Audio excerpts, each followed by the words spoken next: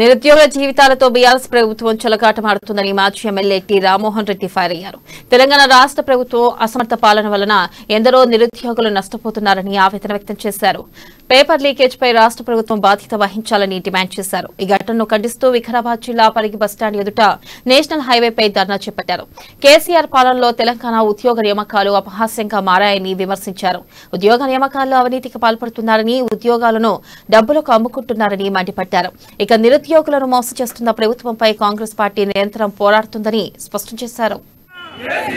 Telangana public service commission సంబంధించినటువంటి ప్రశ్న పత్రాలను కూడా ఈ యొక్క టీఆర్ఎస్ పార్టీకి సంబంధించిన మంత్రి, ఐటీ మంత్రి ఆయన బాధ్యత తీసుకోవాలి. ఈ క్వశ్చన్ పేపర్ లీక్ ఆయన దగ్గర పనిచేస్తున్నటువంటి పిఏ తిరుపతి అనే వ్యక్తి ద్వారానే పేపర్ లీక్ అయిందని చెప్పి స్పష్టంగా అఖిలపక్ష సమావేశంలో మా భీమిరెడ్డి గారు చెప్తున్నారు. ఏంటంటే ఇంతకు ముందు ఆయన వీడియో చూపించుకోవాలన్నాడు, కానీ ఇక్కడ సమయం లేక చూపించలేకపోయాడు.